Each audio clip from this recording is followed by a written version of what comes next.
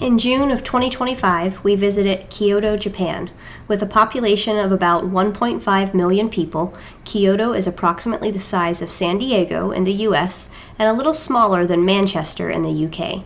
Kyoto is one of the oldest cities in Japan and served as the capital city of Japan from its founding in 794 until Tokyo became the capital in 1898. Kyoto is an enthralling mix of old and new, with traditional shops and kimono-clad geisha existing blocks away from modern shopping and entertainment districts. Sources indicate that Kyoto is home to over 1,600 temples and shrines. Parts of the city are wonderful places to just get lost and wander the streets. You can summon a taxi through the Uber app, so you're never really at risk of not being able to find your way home. There are rivers and canals crisscrossed by bridges lined with wooden structures that give the scene an enchanting feel. Kyoto is a great city for strolling and scenery. In the historic areas of the city, there are streets lined on both sides with shops, and you can find all sorts of souvenirs, trinkets, snacks, and collectibles. Everything from masks to decorative plates and bowls to personally monogrammed chopsticks are on offer. We want to start with one of the most striking places we've seen in Kyoto, or frankly anywhere, the Kiyomizu-dera. It stands at the end of a long shopping street that is often crowded with people. You'll pass through the crowd and emerge facing the massive Neomon, with the west gate just behind it, framing Mount Otowa in the background. In my opinion, this is one of the most beautiful man-made constructions ever created and should be listed among the wonders of the world. Having seen it, I'm surprised it's not more appreciated worldwide. Kiyomizu-dera is a UNESCO World Cultural Heritage Site. The Neomon Gate, a common feature of Buddhist temples, houses two statues inside the sides of the gate itself. These two statues, guardians of the temple, symbolize the first and last letters of the Sanskrit alphabet and the birth and death of all things, the Alpha and the Omega. The site is dedicated to Kannon, a deity dedicated to the idea of compassion. The Neomon gates and the pagoda are painted with a striking, brilliant paint scheme. Now, the complex has existed since the 8th century, but most of the buildings on the site were constructed under direction of Iemitsu Tokugawa in the 1630s. Admission to the temple costs 400 yen, and visitors can also purchase a variety of charms focused on things like strength, good health, good grades in school, and safety while traveling. You could spend hours wandering the grounds, inspecting the statues, and taking in the natural beauty. A massive stage stands in front of the main hall at the Kiyomizu. Originally constructed in 1633, the stage is a feat of architecture and engineering, with massive columns supporting the stage 4 stories above the valley floor below. There is a phrase, to jump off the stage at Kiyomizu, which means to take the plunge or make a risky decision. There was an old belief that if you made the jump from the stage and survived, the deity Kannon would grant your wish. I don't think I want my wish granted that badly. A pathway circles behind the inner sanctuary and around the valley, offering stunning views of the main temple building and complex. Wooded paths and forest canopy carry visitors away from the temple, and soon you find yourself gazing at the beauty from a new vantage point. With sunlight streaming through the clouds and the forest canopy visible below, the Kiyomizu-dera really establishes itself as a formidable architectural wonder. There are pathways that wind deeper into the forest behind the temple. These pathways close earlier than the rest of the temple complex so that visitors don't get lost after dark wandering around back there. The walk is worth it. There's a beautiful additional temple deep in the woods that is peaceful and beautiful in its own, more understated way. During busy times, the streets around Kiyomizu-dera can be jam-packed as travelers move from shop to shop, checking out the wares and buying snacks. There is plenty to see, eat, drink, and do, at least until 5 p.m. when everything closes. We found a shop themed around the work of the famed animator Hayao Miyazaki and really enjoyed these giant Totoro figures. Apparently, if you go to Kiyomizu-dera, you'll want to beware of the monkeys. I'm not sure if the story behind this sign requires a lot of thought or not much at all.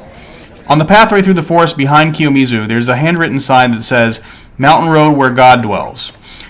I can understand what inspired the statement. I don't think I've ever seen a more awe-inspiring integration of natural and man-made beauty, and it'll be hard to travel to this part of the world without stopping by to see it again.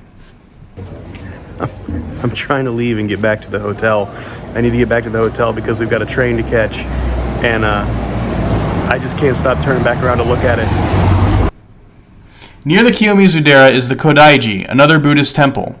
This temple was constructed by the wife of Japanese daimyo Toyotomi Hideyoshi, known as the Great Unifier of Japan. Toyotomi rose from a peasant background to become the ruler of Japan. Pretty impressive for a man in a stratified feudal society in the 1500s. His successor was Tokugawa Ieyasu. If any of you have watched the recent TV show Shogun, Tokugawa is the inspiration for the character of Toranaga in that show. And of course, there's an earlier version of the show and a book by James Clavell. Kida no Mandakoro, wife of Toyotomi Hideyoshi, constructed the Kodaiji after his death with the support of Tokugawa Ieyasu in honor of his memory. There is a mausoleum and representations of both Kida no Mandakoro and Toyotomi Hideyoshi, but he predeceased her by about 26 years and he's buried elsewhere. The shrine grounds have lots of green space and room for walking, and there is a beautiful trail through a bamboo forest. One thing that did make me sad was that people felt necessary to deface stalks of bamboo in the bamboo forest. Most of the graffiti was in English. I just don't understand why people feel the need to engage in this sort of behavior, particularly in places as beautiful as this. Kyoto was full of beautiful shrines and temples, and if we wanted to do a full video on all of them, we could probably fill several hours. But we'll leave you with just these two wonderful examples and one more note. At some of these shrines, you can find a festival atmosphere with food booths and snacks. Bring yen and cash, as not all of the vendors accept cards. We're here at Ichijoji in Kyoto, Japan, the site of an important legendary event in Japanese history. Famed swordsman Miyamoto Musashi, on this spot, fought a battle against retainers from the Yoshioka school and won against overwhelming odds. For details, you can read the fictionalized account in Eiji Yoshikawa's fantastic epic Musashi. The true historical details have been lost to the ages anyway. Musashi had engaged in 2 prior battles with sons of the Yoshioka school, and they could not afford to lose face. So they sent the only remaining son of the main family, who was 12 years old, and a number of retainers, somewhere between 10 and 30, so the story goes, armed with bows, polearms, swords, and muskets. Musashi stopped just up the hill from the site of the battle at the Hachijo Shrine, which still stands today, and started to offer a prayer. He grabbed the rope to summon the attention and aid of the gods by ringing a bell, but stopped before the bell rang. Realizing that a samurai's only ally is death, Musashi decided that it would be weak to ask the gods for help, and chose instead to go into battle alone.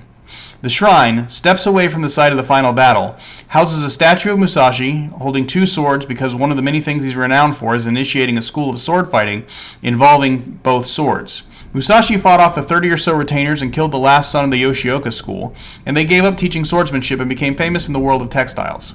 Musashi, meanwhile, passed into legend.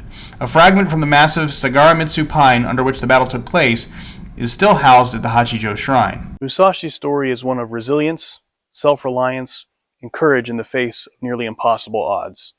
And that's something almost any of us can learn from. Next, it was on to the Nishiki Market. Nishiki Market's origins are as a fish market, with fishmongers selling their wares as far back as the 14th century. Over the years, Nishiki Market has remained mostly food-focused, but the variety of offerings have broadened considerably, and it has become something like a massive food hall/retail store. Ever since our trip to Alaska, we've had a hankering for king crab, and Kaniza Mirai promised to scratch that itch for 5,000 yen, or about 35 bucks.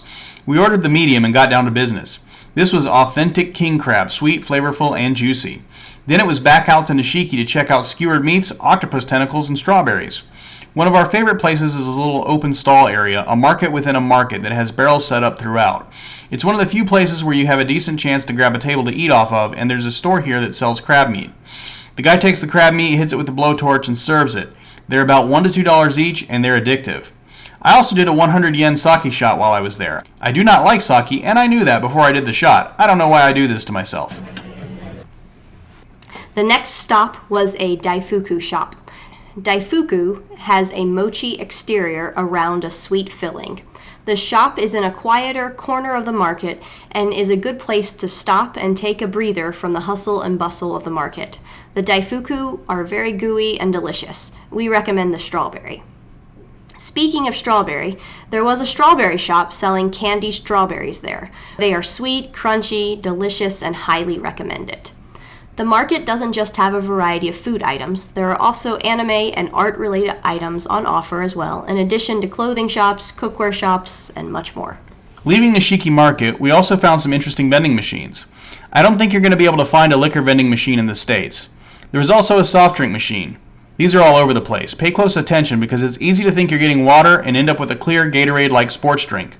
A popular traditional snack in Japan is taiyaki, which is a cake exterior filled traditionally with red bean paste or custard. Lori has been on the hunt for taiyaki. While it's not hard to find, what is hard to find is gluten-free taiyaki, the only kind Lori can have for health reasons. After a bit of targeted web searching, we found Mugen Dai in Kyoto, a gluten-free taiyaki vendor. The shop is cozy, with little spots where 2 people can sit and special storage areas for bags so you don't have to rest them on the floor. Taiyaki are traditionally shaped like fish, and Mugen Dai sells ninja fish. They have custard filling, caramel cream, and a breakfast sandwich with sausage and egg. These were delicious, and one of my top favorite gluten-free bites I had in Japan. Koma Gallery in Kyoto is right near the large pagoda in the Old District. This restaurant has a special story. The owner has a detailed website about how the idea for Koma Gallery came to her in a dream. They have a lot of great gluten-free options. I had a ham sandwich and a pistachio cake. The ham sandwich was delicious. I wish I could say the same for the pistachio cake, but it was pretty. Koma Gallery did have the softest gluten-free rice flour bread I had in Japan. Kyoto also has plenty of street vendors. This place was selling skewered steak and strawberries. Beef and salt. How can you go wrong? If my cardiologist is watching, that was Lori pouring the salt, not me. We finished the snack with delicious strawberries. Well, that's it for this video. If you enjoyed it and you want to see more like it, please like and subscribe. This is Places, Plates, and Points. We'll see you next time.